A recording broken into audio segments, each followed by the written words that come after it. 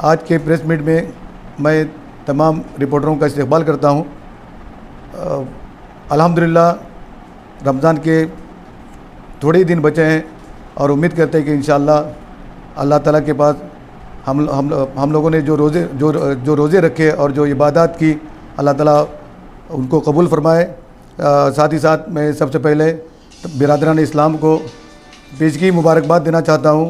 ये ईद मुबारक। आप आज की इस प्रेस मीट के इनेकाद का मकसद यह है कि ईदगाह कमेटी ने इस साल बहुत सालों के बाद हमारी ईद की नमाज़ ये ईदगाह मैदान में होने जा रही है।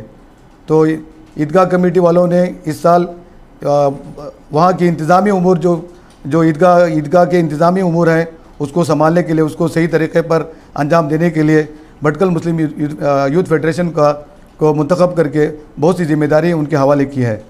तो हम लोग भटकल मुस्लिम यूथ फेडरेशन के ज़िम्मेदारान यहाँ पर मौजूद हैं।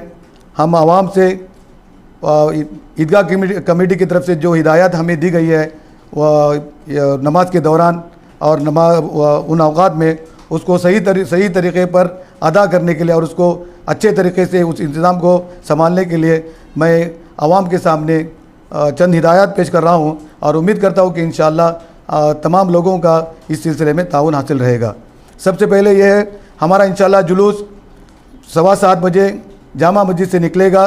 मोहम्मद अली रोड से होते हुए मेन रोड होते हुए इंशाअल्लाह ईदगाह पहुँचेगा और ईद की नमाज़ इंशाअल्लाह 7:45 बजे ईदगाह मैदान में अदा की जाएगी। दूसरी बात यह है कि इंशाअल्लाह ईद की नमाज़ के बाद जिस तरह हम लोग हर साल ईद की नमाज़ के बाद जुलूस बनाकर हम लोग जाते थे, इस साल उस जुलूस को आज के हालात को देखते हुए ईदगाह कमेटी ने यह फ़ैसला किया है कि वापसी जुलूस को भी मुनज़्ज़म तरीके से किया जाए।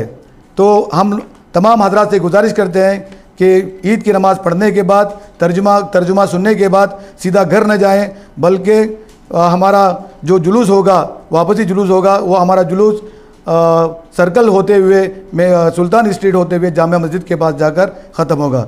और इंशाअल्लाह मैं आवाम से गुजारिश कर रहा हूँ कि नीचे जो खलीफा मस्जिद, जामिया मस्जिद, सुल्तान स्ट्रीट, अलवा स्ट्रीट और फारूकी स्ट्रीट और जो नीचे साइड में जो लोग रहते हैं वो सुबह 7:15 वाला जो जुलूस है उसके साथ शरीक हों। गाड़ियाँ अपने साथ गाड़ी न लाएं, बल्कि वो चलकर उस जुलूस के साथ शामिल होकर ईदगाह पहुँचे।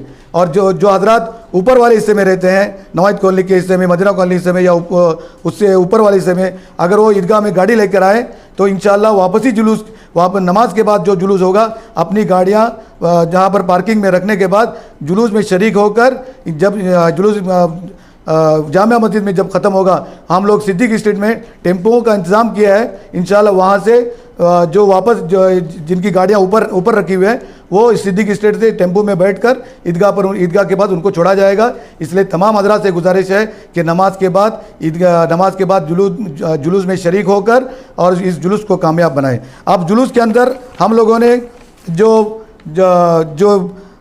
ये पढ़ते हैं जिक्रो पढ़ते हैं उसको ही इंतज़ाम रहेगा। उसके अलावा दूसरे कोई नारे या दूसरे सियासी नारे बिल्कुल परमिशन उसकी इजाज़त बिल्कुल नहीं होगी।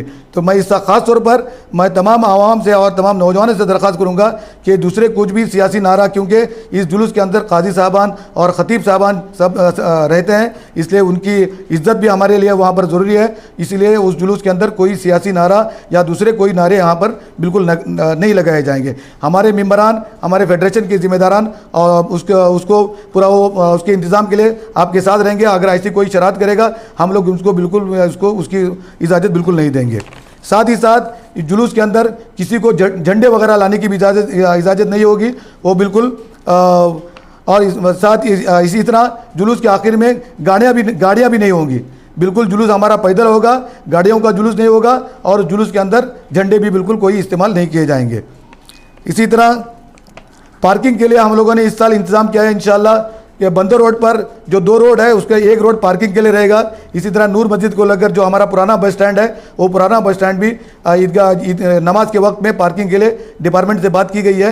इंशाल्लाह वहाँ पर जो भी हजरात गाड़ी पार्किंग करना चाहते हैं वो पुराना बस स्टैंड नूर मस्जिद को लगकर जो पुराना बस स्टैंड है वहाँ पर इंशाल्लाह पार्किंग करेंगे इंशाल्लाह।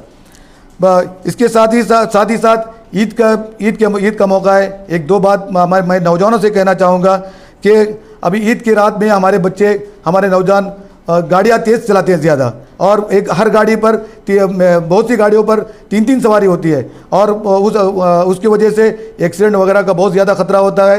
और इससे पहले भी ऐसा इन मुबारक अय्याम में और ख़ुशी वाले दिनों में ऐसी कोई हादसात हो गए तो घर वालों के लिए और आवाम के लिए भी, तमाम भटकल लोगों के लिए भी तकलीफदेह होती है। तो मैं नौजवानों से तमाम से दरख्वास्त करूँगा कि बिल्कुल गाड़ी तेज़ न चलाएँ, 3-3 सवारी बिल्कुल न बैठें। और मैं ज़िम्मेदारों से दरख्वास्त करूँगा, अगर कोई ऐसा कोई करता है तो उनको समझाएं, उनसे मुलाकात करके उनको समझाने की कोशिश करें इंशाअल्लाह।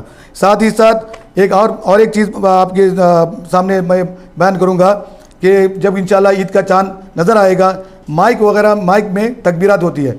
अल्हम्दुलिल्लाह माइक में तकबीरात कहिए, लेकिन जो बच्चे चीख के तकबीर कहते हैं बड़ी बड़ी ज़ोर आवाज़ों से, और बच्चों के हाथों में माइक छोड़ा जाता है। मैं मस्जिद के ज़िम्मेदारों से दरख्वास्त करूँगा कि बच्चों के हाथ में माइक न छोड़ें, मुअज़्ज़म अंदाज में तकबीर कहें।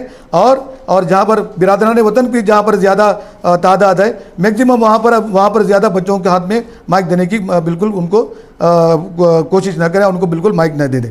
और आखिरी बात ये कहूँगा कि अल्लाह ताला रमज़ान के अय्याम अल्हम्दुलिल्लाह ख़त्म हो रहे हैं। हम लोगों ने बहुत सी इबादत की, बहुत सी नमाज़ें पढ़ी, वक्त पे नमाज़ें पढ़ी, मस्जिदें अल्हम्दुलिल्लाह भरी रही, और फजर की नमाज़ के औकात में भी, नमाज़ों में भी मस्जिदें भरी रही। हम लोगों ने प्रैक्टिस की भी, पूरा महीना प्रैक्टिस किया है। अभी हमको रिज़ल्ट निकालने का मौका है। अभी नमाज का मैं आपसे, तमाम नौजवानों से, तमाम लोगों से दरख्वास्त करूँगा कि आप जिस तरह आपने रमज़ान के अंदर फजर की नमाज़ और बाकी नमाज़ों में जमात के साथ नमाज अदा की, इसी तरह अभी रमज़ान के बाद जो फजर की नमाज़ है, मैं उम्मीद करूँगा कि इंशाअल्लाह आपको अभी आप लोगों ने जो कोशिशें की है, नमाज के बाद अभी फजर की नमाज में उठने के लिए आसानी है। शुरू से ईद के बाद, ईद के दिन से इंशाअल्लाह आप फजर की नमाज को भी जमात के साथ पढ़ने की कोशिश करेंगे। मैं अल्लाह से दुआ करूँगी अल्लाह ताला हमारी तमाम इबादत को कबूल फरमाए, और जो ये ईद हमको अल्लाह की तरफ से मुयस्सर हो रही है, ये पूरे आलम इस्लाम के लिए अमन और शांति का ज़रिया बनाए। वाखिर दावाना अल्हम्दुलिल्लाहि रब्बिल आलमीन।